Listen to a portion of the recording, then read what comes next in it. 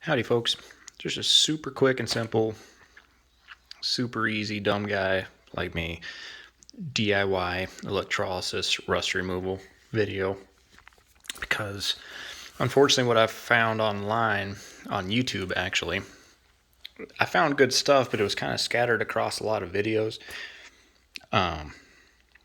So I'm going to try to put kind of what I found out to do it simply. I'm not an expert. I'm going to try to put the super basics into this quick little video. So what I have here is a 10 amp Tac Life DC power supply. Not sponsored by that. Yeah, just something I bought. Wife's mixing bowl. I have some Irwin pliers that I'm wanting to derust. And then I've got the end of monkey wrench. Sorry about that.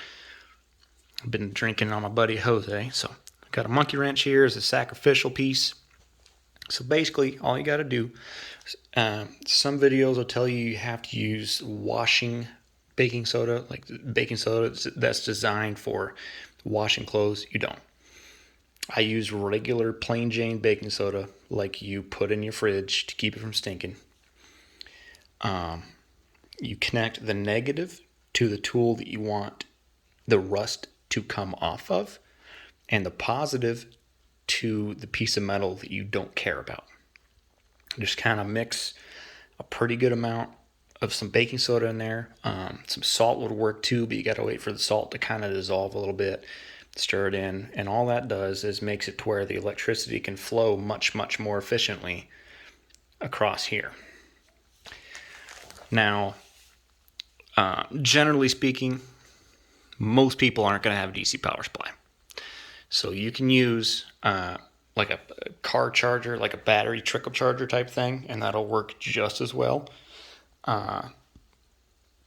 Just be mindful that you can't change the voltage and amperage specifically like you can on here.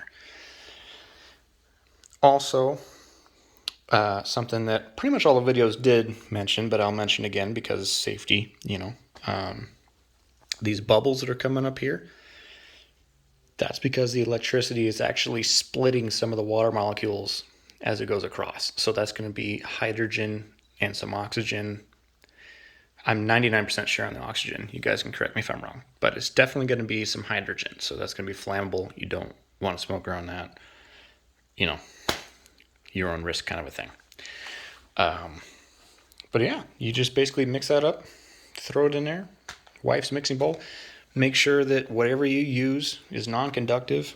If I had a 5-gallon bucket, I'd be using that because that's perfect.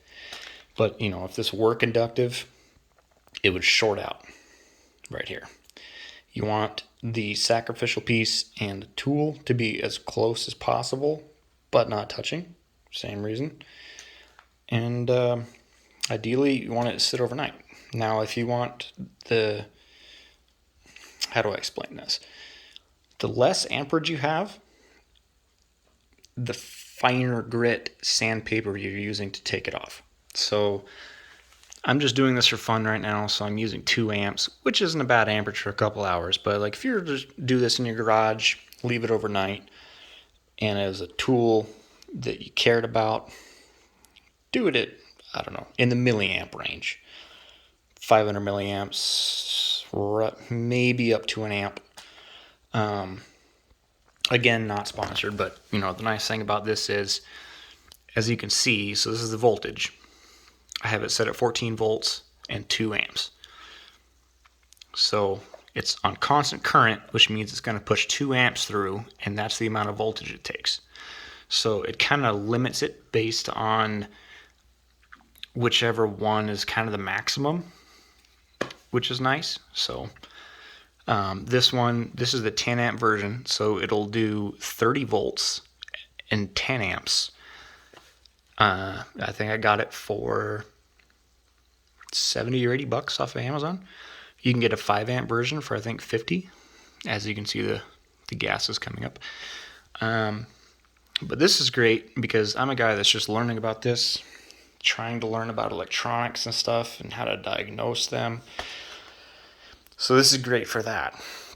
I can take ECUs or computer components or $10 electronic cars and mess with them and experiment and control them on here. See what works, what doesn't, what blows up, what melts. It's great. So personally, I'd recommend not necessarily this brand, but getting a DC power supply. Yeah. Anyhow, I guess the last thing I'll say too, I'm sure some of you have probably noticed the ring around the edge.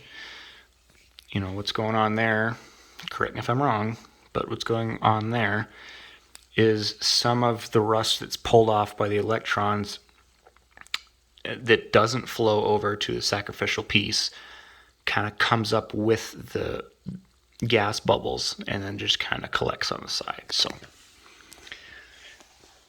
that's about it. I guess the last thing I'll say, something you can probably see here and might have been wondering about. I originally was trying to connect the two pieces down in the channel because these are channel lock pliers. And something I noticed was there was a lot of bubbles forming on the wire itself because I had it submerged. That was a mistake of mine. My fuck up is what it is. So what I'm doing now, I'm sure you can see. So like I said, let me shift here. These are channel lock pliers, and you can see that the bubbles are going this way. Even though I have these somewhat connected, they're not electrically connected really.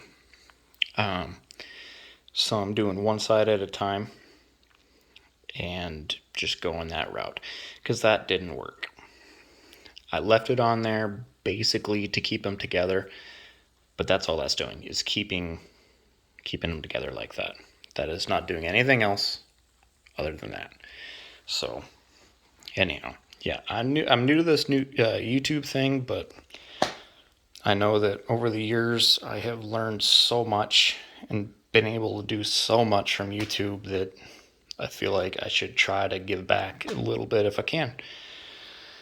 So if you guys have any input on ways that I can do this better, more efficiently, or really anything, hit me up. Have a great day.